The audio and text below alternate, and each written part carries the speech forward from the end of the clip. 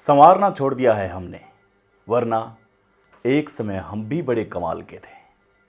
गालिब की यही लाइनें आज सूट कर रही हैं।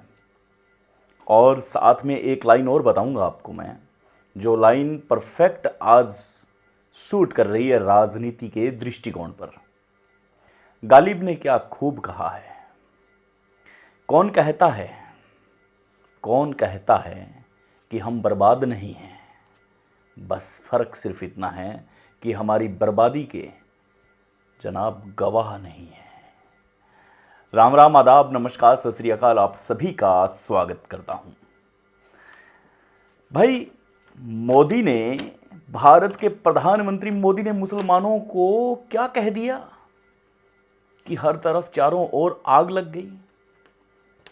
यही मोदी जी एक साल पहले अपने ही बीजेपी के कार्यकर्ताओं को नसीहत दे रहे थे, जब कुछ कार्यकर्ता मुसलमानों को अभद्र टिप्पणी कर रहे थे सार्वजनिक मंच से।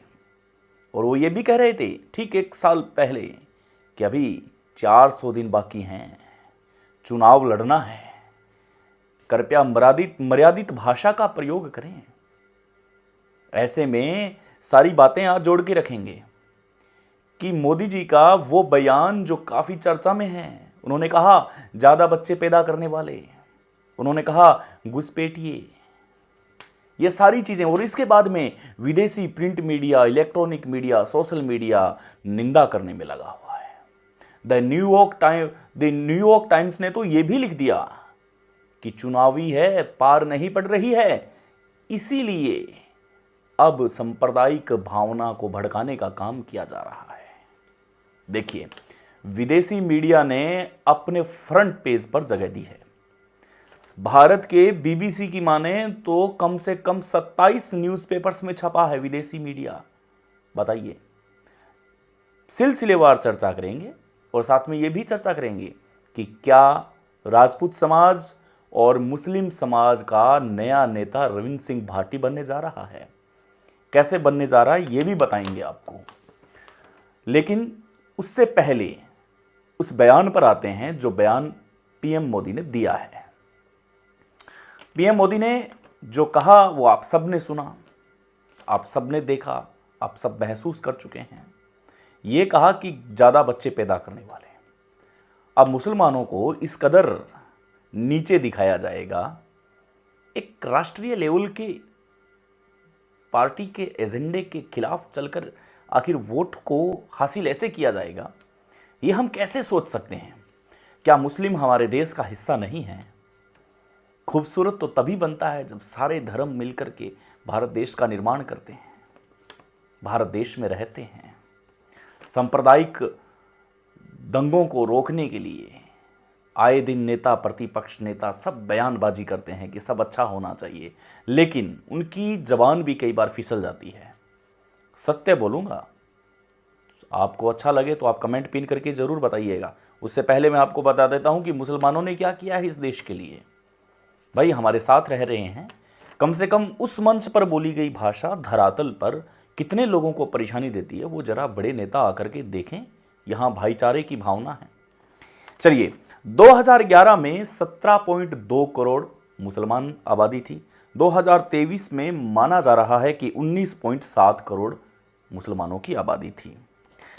अब भारत कब आया मुसलमान, ये सबसे बड़ी बात है। इसके बाद में रविंद्र सिंह भाटी की भी बात करूंगा मैं कि कैसे वो मुस्लिम लीडर बनने जा रहा है, कैसे राजपूत लीडर बनने जा रहा है। 7वीं शताब्दी में मुस्लिम यहां आए, दक्षिण भारत के मालाबार कोस्ट में अरब, ध्यान रखिएगा, और पहली मस्जिद अरब व्यापारी ने केरल में बनवाई थी उस जमाने में। तो ये तो नहीं है कि हम इतिहास भूल रहे हैं, इतिहास ने जगह दी है, अपने पन्नों में मुसलमानों को जगह दी है। मुसलमान इस देश में रहे हैं, इस देश की विरासत रहे हैं, इस देश की अखंडता का वो हिस्सा रहे हैं। चलिए, अब हम बताते हैं कि इन सरकारों ने क्या किया। क्या कांग्रेस ने किया, क्या भाजपा ने किया। 2014 में 23 सांसद थे। जब इनकी आबादी देखिएगा, मुस्लिम आबादी 14% और इनके सांसद कितने, 4%।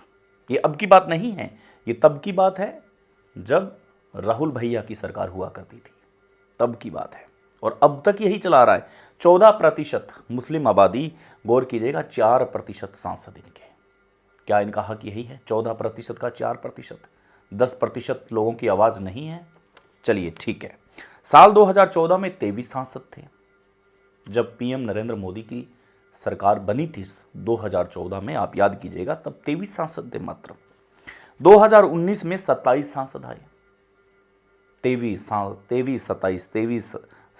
17वीं लोकसभा की बात कर रहा हूं। ऐसा ही चलता आ रहा था। सांसद कितने होने चाहिए? सांसद तो आबादी के हिसाब से 76 होने चाहिए, लेकिन है कितने? 27।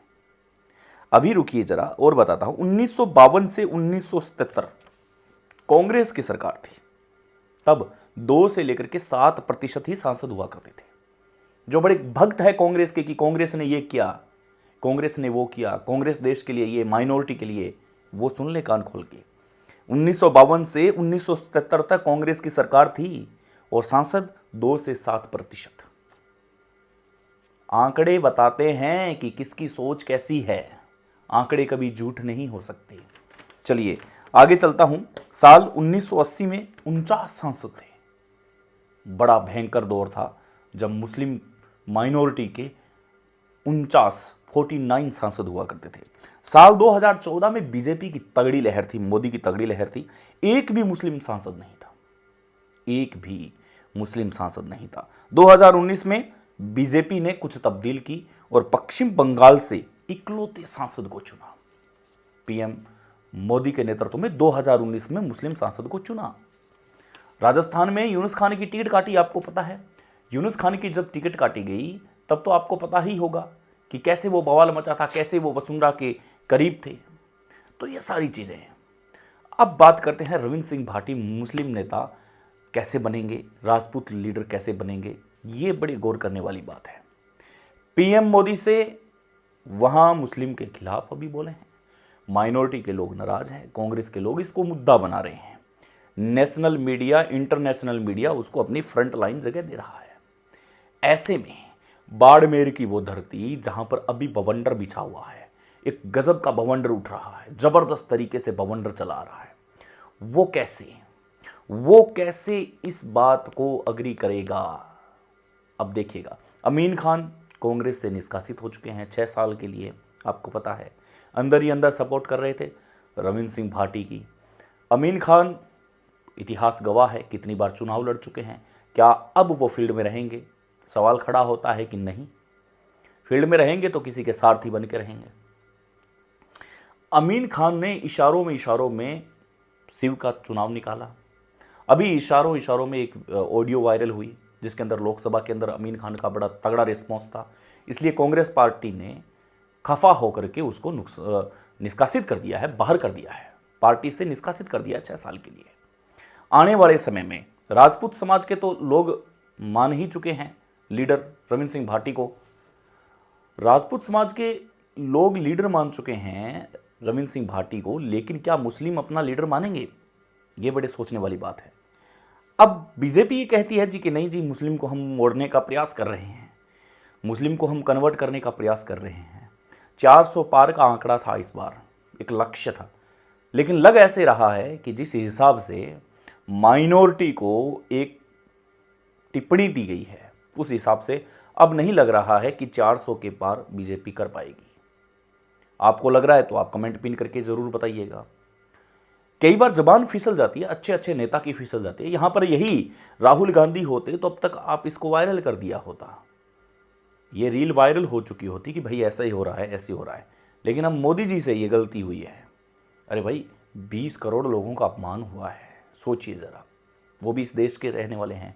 डॉक्टर एपीजे अब्दुल कलाम कौन थे, ज़रा बताइए, उन्होंने अपने को क्या सौगात दी, ये भी आपको याद होना चाहिए। ऐसे कई नाम हैं, आज़ादी के लिए लोग लड़े हैं, आज़ादी के लिए लोग मरे हैं। उन सबको, कुछ लोगों के लिए उन सबको कटघरे में खड़ा करना शायद आज के सांप्रदायिक माहौल को खराब करने जैसा है, मानना पड़ेगा। रविंद्र सिंह भाटी को अमीन खान का पूरा सपोर्ट मिल चुका है, यानी कि अमीन खान अपना बेटा मान चुके हैं। राजनीति के सिकंदर कहे जाने वाले अमीन खान अब कांग्रेस से 6 साल के निष्कासित हो चुके हैं। ये कांग्रेस ने भारी भरकम गलती की है। कांग्रेस की सबसे बड़ी गलती है कि नया मुस्लिम लीडर रविंद्र सिंह भाटी बनने जा रहा है। ये ध्यान रखना। आवाज उठाएगा तो जाहिर सी बात है मुस्लिम लीडर बनेगा।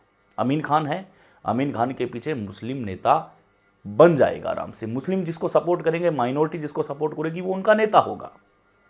लेकिन नया नेता जो बनेगा वो रविंद्र सिंह भाटी की सपोर्ट से बनेगा। यानी कि टीम कौन सी होगी? रविंद्र सिंह भाटी की टीम होगी। यहां पर नुकसान किया है कांग्रेस ने अमीन खान को निष्कासित करके, बीजेपी ने नुकसान किया है वहां वो भाषण बोल के। तो ये सारी चीज़ें मिला करके अब अगर हम देखें तो बाड़मेर में तो एक नई जंग छेड़ दी है। बालोतरा में आज धरने पर बैठे सैकड़ों लोग साथ में हैं, तो एक नए युवा को ऊर्जा मिली जा रही है। बीजेपी गलती कर रही है, उस गलती का फायदा रविंद्र सिंह भाटी उठा रहे हैं। माइनॉरिटी क्या है, माइनॉरिटी क्या नहीं है, ये तो जरा इतिहास के पन्ने खोलेंगे तो पता चल जाएगा। एक देश का अभिन्न हिस्सा है, अभिन्न अंग है, इसको कोई ठुकरा नहीं सकता। लेकिन जरा सोचिए, माइनॉरिटी को आप कटघरे में खड़ा कर रहे हैं। क्या भूल गए आप कि आपके जो दूसरे देशों में जो रिलेशन है, जो इस्लामिक कंट्रियों से रिलेशन है, वो क्या माइनॉरिटी नहीं है? वो क्या मुसलमान नहीं हैं? वो मुसलमान हैं। लेकिन हाँ, ये अलग बात है कि माइनॉरिटी अपने यहाँ भारत में है, लेकिन है वो मुसलमान। तो इस्लामिक कंट्रियों को तो जाहिर सी बात है बुरा लगेगा। ये सोचने वाली बात है कि बीजेपी कितना नुकसान कर रही है अपना, कांग्रेस ने नुकसान कर दिया है। अब देखने वाली बात यह है कि क्या होता है। इस भाषण पर कोई वापस अपने शब्द लेते हैं या फिर नहीं लेते हैं, या कोई माफ़ी सार्वजनिक रूप से मांगी जाती है या नहीं मांगी जाती है। लेकिन फिलहाल तो ये है कि ट्रोल में चल रहा है भाषण और माइनॉरिटी के लोग काफ़ी नाराज़ हैं। देखते रहें। अगर सब्सक्राइब नहीं किया तो सब्सक्राइब कर दें। धन्यवाद, आभार, नमस्कार।